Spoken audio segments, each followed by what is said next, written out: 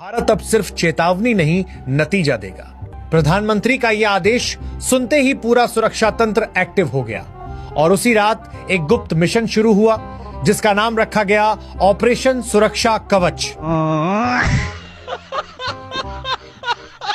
दोस्तों, Indian media मरता मर जाएगा मगर अपनी जनता को सच नहीं बताएगा कि कैसे 25 की जंग में पाक आर्मी ने राफेल तैयारी का बलात्कार किया था, जिसके बाद बेचारे भारतीय पायलट इस कदर डर गए कि जब भी जहाज उड़ाते हैं पाकिस्तान को याद करके गिर जाते हैं। लालान तो तेजास फाइटर जेट, सुखिया रोटियां तो तेजास फाइटर जेट, अड़िया हली जूतियां तो तेजास फाइटर जेट। ऑपरेशन सिंदूर के बाद मोदी जी केला खा गए, अब अपनी हार को तस्लीम नहीं करते।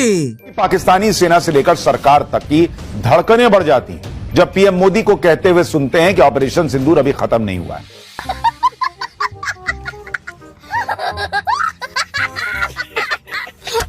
कहते हैं कि पाकिस्तान को फिर से लपेटेंगे, फिर से हार कर अपनी अवाम को जीता हुआ बताकर बेवकूफ बनाएंगे। भारत अब सिर्फ चेतावनी नहीं, नतीजा देगा।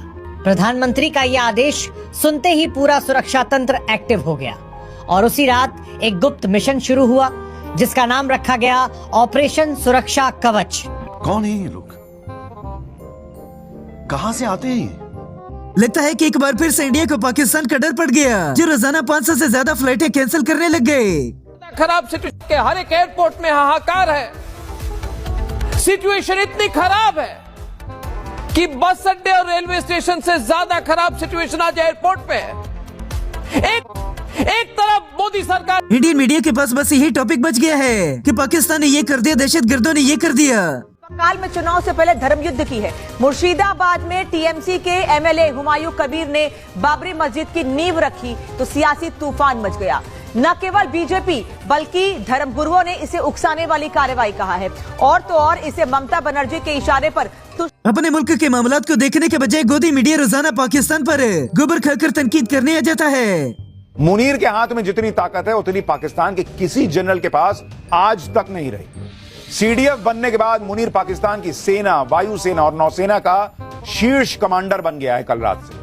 सीडीएफ की पोस्ट बनाने के लिए जो संशोधन किया गया उसमें यह भी प्रावधान है कि जिंदगी भर पाकिस्तान से नफरत भी है, पाकिस्तान का नाम भी लेना है और अपनी सारी नालायकियों के इल्जाम भी पाकिस्तान पर लगाना है। बातें समझ में आई? कर्नल दिनेश टैन की या सिर के ऊपर से निकल गई? पाकिस्तान वो मुल्क ही नहीं है जो डरे। पाकिस्तान सिर्फ अपने दुश्मनों की तबाही करने के लिए आया है दुनिया में। हर दुश्मन की, अंदरूनी बैरूनी जितने भी दुश्मन है उनकी तबाही देखिए। जिसने भी पाकिस्तान से टक्कर ली है वो तबाह और बर्बाद ही हुआ है। अब इनके खुद के पायलट से जहाज नहीं उड़ाया जाता तो इल्जाम गोदी मीडिया पाकिस्तान पर लगाता है। हमारे पायलट को आखिर हुआ क्या? श्रीलंका में लैंडिंग करते वक्त ये भारतीय हेलीकॉप्टर ऐसे कीचड़ में धंसा, पूरी टीम को धक्का लगाना पड़ा। हेलीकॉप्टर की स्किड मिट्टी में। Oh my God! Wow!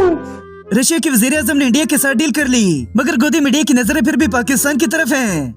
Bharat की धरती पे खड़े होकर ऐलान हो रहा है कि तेल खरीदेंगे, तेल देंगे, जाओ जो करना कर लो। राष्ट्रपति पुतिन ने यह भरोसा तब दिया है जब अमेरिका ने रूस की ऑयल कंपनियों पर प्रतिबंध लगा दिया है, लेकिन राष्ट्रपति पुतिन ने भी बता दिया कि कोई टैरिफ, कोई प्रतिबंध इस दोस्ती के आड़े नहीं आ सकता। इधर पुतिन ने हमें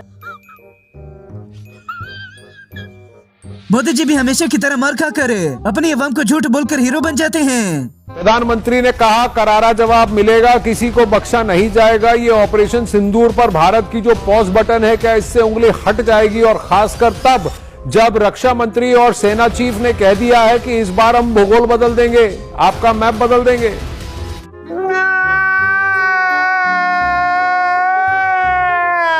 प्रधानमंत्री मोदी से कश्मीर तो लिया नहीं गया, एक पानी की बोतल नहीं खुलती और ये पाकिस्तानियों को धमकियां लगाते हैं। सुन लीजिए जरा, हम छीन कर लेंगे आजादी, मरियम भी देगी आजादी, नवाज भी देगा आजादी। और मैं आगे वाली लाइन नहीं बोलना चाहती, अच्छा नहीं लगेगा तो मैं सुनिए।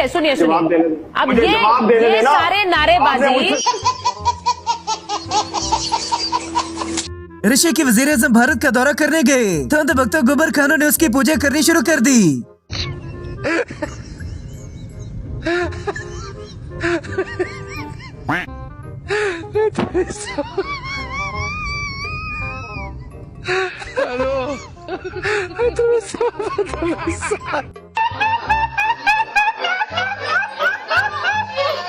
इंडियन मीडिया तो भारतीय सेना से भी ज्यादा पाकिस्तान का दुश्मन बन गया। अभी भी अफगानिस्तान से ऐसा लगता है पाकिस्तान जंग शुरू करने का कोई एक मौका ढूंढ रहा है। हो सकता है अमेरिका के इशारे पर। अब इनके जो डिप्टी प्राइम मिनिस्टर हैं और साथ में विदेश मंत्री इशाक डार, इन्होंने अफगानिस्तान को एक बार फिर से कुछ धमकियां दी हैं। इन्होंने कहा कि हमारे पिछले 4 साल में 4000 से ज्यादा जवान। दोस्तों, पाकिस्तान के बनने की वजह ही असल ये थी कि गोबर खानी और मूत्र पीनी अवाम से दूर रहा जाए। लेकिन जरा आप सोचिए ना, हम लोग सारी बात कर रहे हैं भारत से इसीलिए तो चले गए थे कि हम एक अपना मुसलमानों का देश, इस्लामिक मुल्क बनाएंगे। ये इस्लामिक मुल्क बना हुआ है जहां आपका सेनाध्यक्ष जब चाहता। इंडियन मीडिया इस तरह से झूठ बोलकर अपनी अवाम को पागल बनाता है और एक दूसरे के अंदर नफरत पैदा करने में कोई कसर नहीं छोड़ते। तो जो हाइडआउट्स की बात मैं कर रही हूँ वो मैं आपको दिखाती हूँ। ये किस तरीके से एक नेचुरल हाइडआउट हो सकता है एक आतंकी के लिए। ये एक पेड़ है, पेड़ का तना है जो आपको नॉर्मल लग रहा है, चौड़ाई बहुत ज्यादा है। अब यहाँ पर आकर देखिए, ये प्राकृतिक रूप से जिस तरीके का पेड़ है, इसमें आराम से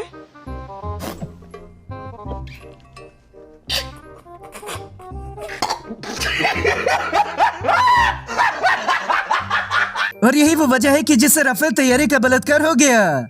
की ताकत में शामिल हुआ रफाल, खुद रक्षा मंत्री ने पूजा की थी और आधिकारिक रूप से सेना में शामिल किया था। उस वक्त ये तस्वीर पर विरोधियों ने सवाल उठाए। ये देख रहे हैं, ये तस्वीर मैं आपको दिखा रहा हूं जब नींबू रखा गया था और उसके बाद पूजा पाठ हुई थी, नारियल भी रखा गया था। अब अगली तस्वीर मैं आपको दिखाऊं।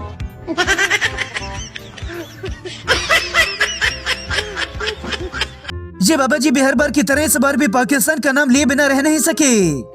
ये पाकिस्तानियों की खास एक फितरत है, सिवाय जिहाद, फसाद, गजवाए हिंद, खूना खच्चर, क्योंकि इनकी फितरत है कि मार खाओ दिल नहीं भरता है। आप आराम से ना चैन से जिएंगे ना किसी को चैन से जीने देंगे।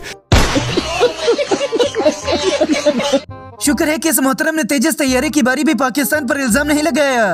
आलम तो तेजास फाइटर जेट, सुखिया रोतियां तो तेजास फाइटर जेट, अड़ी अहली जुतियां तो Tejas fighter jet. Indian media को ऐसी खबरों की वजह से ही तो कार्टून नेटवर्क कहा जाता है। मुनीर की मौत का आदेश अमेरिका से भी आ सकता है, क्योंकि मुनीर ने जो रेयर अर्थ मिनरल्स का गिफ्ट ट्रंप को दिया था वो तो फर्स्ट कॉपी निकला है और उसका ट्रंप के सामने बेनकाब हुए। तो अब मुनीर के चमचे ट्रंप को 56 देशों की धमकी देते दिखाई दे रहे हैं। रिपोर्ट देखिए।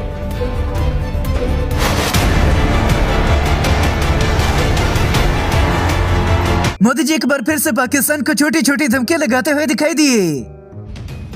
प्रधानमंत्री नरेंद्र मोदी ने खुला ऐलान कर दिया है कि दोषियों को बख्शा नहीं जाएगा और जिन्होंने इस षड्यंत्र को रचा है उनको भी बख्शा नहीं जाएगा। और प्रधानमंत्री नरेंद्र मोदी ने यह बात विदेशी धरती पर खड़े